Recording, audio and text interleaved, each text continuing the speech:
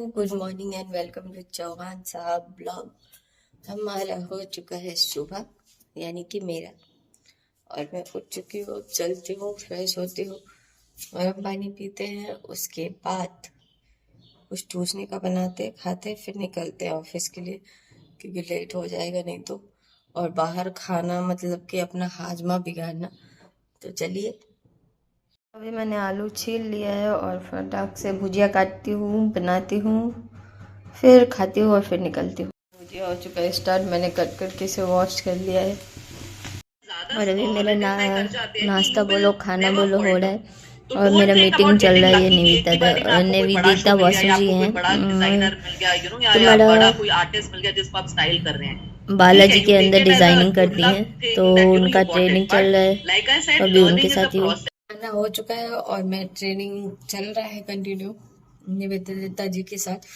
तो अभी मैं फटाफट से रेडी होकर निकलते हूँ, मिलते हैं आने के बाद। तब तक अपना बहुत सारा ख्याल रखिए। अभी ऑफिस से निकल के रूम ही जा रही थी, पर सब्जी लेना था तो सोचा लेते हुए ही जाऊँ एक बार। प्याज कैसे? प्याज ये वाला इसमें सारा ऐसा ही बड़ा बड़ा है, छोटा नहीं है।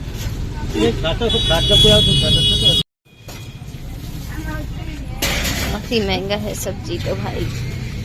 आ गई हूँ मेरा सारा सामान लेके। ये मेरा कटहल है, मैं इसका एडिक्टेड हूँ, मुझे कटहल खाना बहुत पसंद है।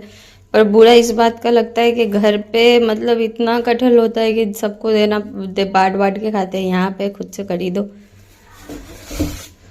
और ये मेरे मसाला है, मैंने डब्बा में नहीं लिया क्योंकि ये डब्बा लिया था ये पूरा बेकार है, बेकार, कोई टेस्ट नहीं है। तो ये एवरेस्ट का जो आता है पाउच में, वही लिया है। देखो यार, लगेगा तो वापस से जाके ले सकते हैं अपने लोग, कोनो चाप नहीं है। ये है मेरा अम्मा जान से आया है, अम्मा जान से कल जो मैंने बताया था कोर्स का, वही अभी कंटिन्यू चल रहा है। ये मेरा दूध है, जिसको कि मैं थोड़ी देर बाद बॉईल करूँगी, रख दूँगी फ्रिज में। और ये मेरा कमज़ोरी, इस सीज़न में मेरा सबसे ज़्यादा वीक पॉइंट ये दो चीज़ है। मैं पके आम से भी ज़्यादा कच्चा आम खाती हूँ, मुझे इतना पसंद है, इतना ज़्यादा। ये बात अलग है, बीमार पड़ जाती हूँ। इसमें आलू प्याज, और फाइनली मुझे मेरा साग मिल गया यहाँ, मुझे आज बहुत खुशी हुआ। पर यहाँ किलो में मिलता है, हमारे उधर मुट्ठी में मिलता है, 10 रुपया का मुट्ठा मिलता है, बट यहाँ किलो में मिलता है। दिल तोड़ देते हैं लोग हर चीज़ में, गरीब को गरीब नहीं रहने देंगे ये लोग, वो भी हक छीन लेंगे। तो अभी ये सब निकालती हूँ, सबको अपने अपने जगह पे रखती हूँ। अम्मा जान से ये टेप आया है, इस टेप को तो सब कोई जानते ही होंगे, ये वर्ल्ड फेमस जो हो गया है अभी। तो ये आया है, बाकी के सामान पता नहीं कब आएंगे। ये टुकड़ों वाली ज़िंदगी और ये टुकड़ों वाला प्रोडक्ट डिलीवरी, मुझे बहुत गुस्सा आता है जब एक साथ किया है तो एक साथ भेजो, पर क्या कर सकते हैं। ये कुछ ऐसा है, मैंने बहुत इसका वीडियोस भी देखा था। एनी गेसेस मैं किस चीज़ का ट्रेनिंग ले रही हूँ अभी? जो भी हो, ये स्टार्ट कर रही हूँ मैं कुछ दिन से, बस आ जाए मेरा बाकी का सामान। चाय पीने का मन नहीं था तो थोड़ा नींबू पानी बनाया और गोलकिंडी मिलाऊंगी, ग्लूकोज मिला के पीऊँगी और थोड़ा गाना सुनूंगी, और फिर मिलूंगी आप लोगों से अपनी अधूरी कहानी के साथ। अभी मैं आ चुकी हूँ वापस अपनी स्टोरी का बचा हुआ पार्ट लेके। अभी मैंने खाना पीना खाया नहीं है, मैं सोच रही थी कि वीडियो पूरा कंप्लीट करके खाने ही तो खाना है। सुबह जो रोटी सब्जी बनाया था उसको खा के फिर मैं सो जाऊँगी। हाँ, तो मेरा ऐसा था कि कल तक मैंने बताया था कि मैंने एनजीओ में काम किया और क्या क्या हुआ, और उसके बाद मैंने वो एनजीओ छोड़ दिया। उस बीच में मुझे भोजपुरी मूवी, आप लोग सब जानते ही होंगे छैला बिहारी जी को, ये मुझे कंटिन्यू नहीं करने देता कभी भी, पता नहीं ये कंपनी वाले मुझे इतना कॉल क्यों करते हैं। छैला बिहारी जी का मुझे वो आया था, ऑफर आया था, मैं उनसे मिली थी। एक्चुअली मेरे नाना बीजेपी में थे उस टाइम में, तो वो मतलब उनका कनेक्शन था छैला बिहारी जी से, तो वो हमेशा बोलते थे आप अपनी नतनी के बारे में इतना बात करते हैं, कभी मिलवाइए कभी मिलवाइए। तो उस 1 ईयर में मैक्सिमम टाइम मैं बाहर होती थी, तो मेरा मिलना किसी से हो नहीं पाता था, और मैं उनसे मिली। उन्होंने मुझे 2 घंटा लिटरली ये समझाया कि तू आ जा इस फील्ड में, ये फील्ड बहुत अच्छा है, मैं हूँ तेरे साथ, तेरे नाना है, और क्या चाहिए। बहुत कम फैमिली वाले होते हैं जो सपोर्ट करते हैं, तेरे नाना तेरे को कर रहे। मेरी बेटी भी है, पर मेरी बेटी भी भोजपुरी से भागती है, वो मेडिकल समथिंग किसी चीज में थी। उनका जो बेटा था शिवम भी, छैला बिहारी वो था, तो उनके बारे में बोला उसके साथ काम कर लेना। तो मेरा ऐसा था कि मुझे करना ही नहीं है भोजपुरी, मतलब मेरे अंदर ऐसा था कि मुझे भोजपुरी नहीं पसंद, मुझे नहीं करना। उन्होंने 2 घंटे समझाया, उन्होंने यहाँ तक कह दिया कि तुम कल सुबह सोच के बताओ, अगर तुम हाँ कहती हो तो मैं जमशेदपुर तक जाने के लिए तैयार हूँ तुम्हारे पेरेंट्स से बात करने के लिए। मैंने बोला सर आप मुझसे कुछ भी काम करवा लो, मुझसे ये भोजपुरी नहीं होने वाला, मैं नहीं कर पाऊंगी, मुझे वो फीलिंग नहीं आता है। उसके बाद हमारे यहाँ शिवरात्रि में एक प्रोग्राम भी हुआ था, उस टाइम पे भी उन्होंने बहुत बार कांटेक्ट किया कि एक बार करके देख, भजन में ही करके देख, जो हमें सर में से नहीं होगा। बहुत बार उन्होंने बहुत बार समझाया, बोला। तो बस ये सब था। होने के बाद तो फिर कुछ ना कुछ तो करना था, एनजीओ खत्म हो ही चुका था। तो फिर मैंने भोजपुरी में मुझे जाना नहीं था। तो उस टाइम मेरी फ्रेंड थी मेघा, मेरी बहुत अच्छी फ्रेंड थी। तो उसने वो एबेकस बोल के एक होता है मैथ्स का, तो आप लोगों ने सुना ही होगा वो एबेकस के बारे में। एक इंस्ट्रूमेंट होता है, उसके थ्रू मैथमेटिक्स पढ़ाया जाता है और उससे माइंड काफी शार्प होता है। तो उसका एक एज होता है 14 या 15 ईयर समथिंग के बच्चों तक को ही पढ़ाया जाता है। तो वो ज्वाइन करने के लिए पहले तो उसने कॉल किया था मेरे भाई का एडमिशन करवाने के लिए। देन फिर उसने बोला तू आजकल बैठी हुई है, नहीं होता है, तू ज्वाइन कर ले। तो मैंने बोला ठीक ही है। उसने बोला संडे संडे 2 घंटे पढ़ाना है और मंथ का फी था 500 रुपये। मैंने बोला कि ठीक है। उससे पहले मैं जब एनजीओ में जॉब कर रही थी तो मेरा सैलरी था 18,000 प्लस अप डाउन, मेरा खाना पीना सब एनजीओ बेयर करता था। तो अब सीन ऐसा था कि सीधे 18,000 से उठ के मैं आई 500 में। फिर भी मुझे लगा चलो ठीक है कुछ तो होगा। और देन मैंने स्टार्ट किया काम करना, करते गई ट्रेनिंग लिया, फिर पढ़ाने लगी। मुझे एक्चुअली टीचिंग बिल्कुल पसंद नहीं है, पर वहाँ मुझे मजा आता था क्योंकि वो जैसा टीचिंग होता है उससे काफी अलग टाइप का था। तो मुझे मजा आने लगा, मैंने कंटिन्यू किया। फिर कुछ ऐसा तूफान मचा मेरी जिंदगी में कि मुझे वापस से जमशेदपुर जाना पड़ा कुछ महीने के लिए। कुछ लोगों ने मेरे पेरेंट्स को इतना भड़का दिया कि कहाँ से लड़का वड़का देखना शादी वादी के लिए। और रियल बात ये है कि मुझे शादी में कभी दिलचस्पी नहीं था, कभी नहीं। मुझे बस ये है कि मुझे मेरा करियर में स्टेबल होना है, मुझे उस ऊंचाई तक जाना है कि लोग मेरा नाम लेके मुझे प्राउडली बोले कि अरे हाँ वो लड़की हो के इतना स्ट्रगल करके आज यहाँ है। तो वो चीज था शुरू से ही, पता नहीं क्यों मेरे में ये चीज आया। मैं कभी कभी कोसती हूँ खुद को कि अगर मैं नॉर्मल होती, बाकियों की तरह शादी करके घर बैठ जाती, तो शायद मैं इतना सुन नहीं रही होती, उतना बर्दाश्त नहीं कर रही होती।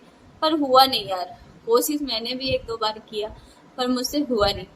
देन मैंने फिर वो एबेकस मेरा छूट गया। उसके बीच में एबेकस में एक गवर्नमेंट के तरफ से आया था, प्रोजेक्ट आया था। वो प्रोजेक्ट कुछ ऐसा था कि ये सब्जी बेच लेंगे अभी मेरे स्टोरी में। तो हाँ उस, रुको मैं बता।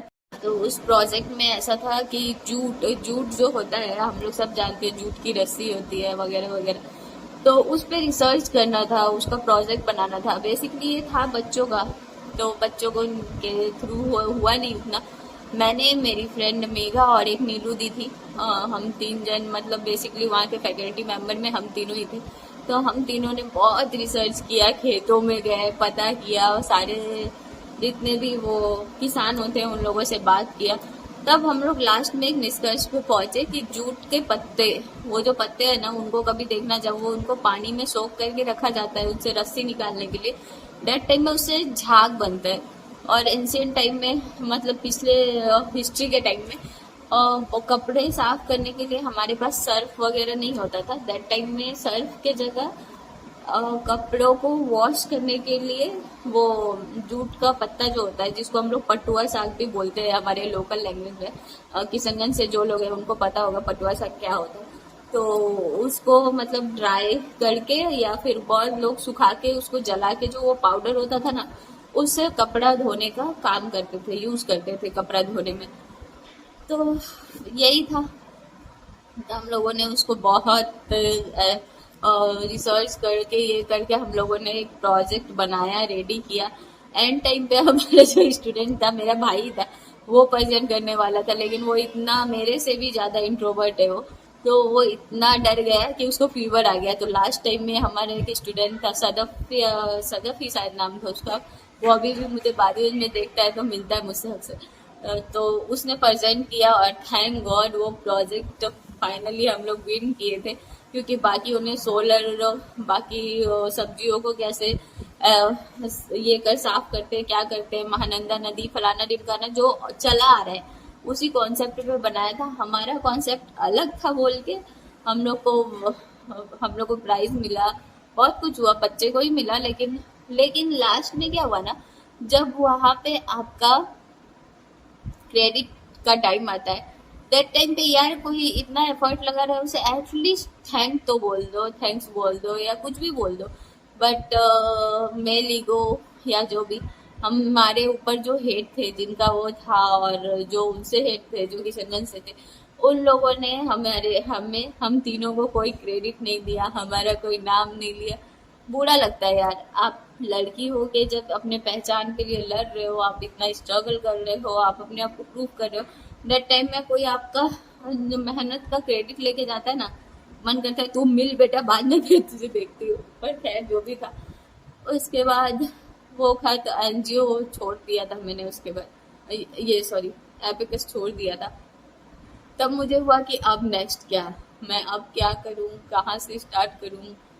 तो दैट टाइम में मुझे एक और आइडिया आया, वो आइडिया मैं आप लोगों के साथ कल शेयर करूंगी, क्योंकि मुझे लग रहा है मेरा वीडियो काफी लंबा हो चुका है। और मैं सारी लड़कियों को एक ही चीज कहना चाहती हूँ, अगर तुम्हें लगता है कि तुम्हें पोटेंशियल है, तुम कुछ कर सकते हो, तो करो यार। डर के मारे, घुटन के मारे कि मैं कह नहीं पा रही, मैं बोल नहीं पा रही, तुम्हारा आज कहना तुम्हारे कल को बेहतर कर सकता है। भले ही तुम्हें ताना तो सुनना मिलेगा ही मिलेगा, तुम्हारे अपनों से, बाहरी लोगों से, स्पेशली बाहरी और रिलेटिव से। अरे इतनी बड़ी हो गई तुम्हारी बेटी, अभी तक शादी नहीं करवाया। अरे भाई, वो अपना घर देख ले, हमारा घर देखने के लिए हम है। और रहा बात, तुम ना देते हो, ना कुछ करते हो, ना तुम्हारा हमारे साथ लेना देना है, तो प्लीज ये सो कॉल्ड हमदर्द बन के सिर्फ शादी करवाने के लिए मत आओ। क्योंकि मुझे नहीं लगता कि शादी इतना इम्पोर्टेंट है कि आप अपना करियर उसके लिए साइड पे लगा दो। हाँ है, वो भी एक पार्ट है, पर मैंने कभी वो पार्ट फील नहीं किया है। मुझे शादी उतना इम्पोर्टेंट नहीं लगता है। सबका अपना अपना ओपिनियन होता है। मेरे लिए मेरा करियर सबसे ऊपर है, सबसे भी मेरा सेल्फ रिस्पेक्ट और मेरा करियर। मैं मर सकती हूँ, मैं सांस लेना छोड़ सकती हूँ, पर कोई ये मुझे कह दे कि तुम अपना करियर छोड़ दो, तुम कुछ मत करो, तुम शादी कर लो, मैं उससे बेहतर मरना पसंद करूंगी। मुझे ऐसा लगता है, बाकियों का मुझे पता नहीं। तो फिलहाल यही है, मिलते हैं कल, आगे की स्टोरी कल शेयर करूंगी। और थोड़ा धीरे धीरे देना चाहिए ना, सारा एक दिन दे दिया तो आप लोग भी ले नहीं पाओगे, और मेरे लिए भी वो हो जाएगा, हैंग हो जाएगा, कुछ चीजें छूट जाती है, कुछ हो जाता है। तो मिलते हैं कल। आज मेरा विकस तक कंप्लीट किया, अभी आगे और बहुत सारी चीजें हैं जो मैंने की है। तो मिलते हैं कल, तब तक के लिए अपना बहुत सारा ख्याल रखिए। और वीडियो अच्छा लगे तो please please please like share subscribe कर दो, और ज्यादा अच्छा लगे तो 2-4 शेयर कर दो, या तुम्हारे फैमिली देख ले या किसी की भी फैमिली देख ले, बस सब्सक्राइब करवा दो, फॉलोअर्स बनवा दो। इतना ही तो, एक दूसरे के सपोर्ट से ही लोग आगे बढ़ते हैं। और हम लड़कियों को मुझे लगता है एक दूसरे का सपोर्ट करना चाहिए।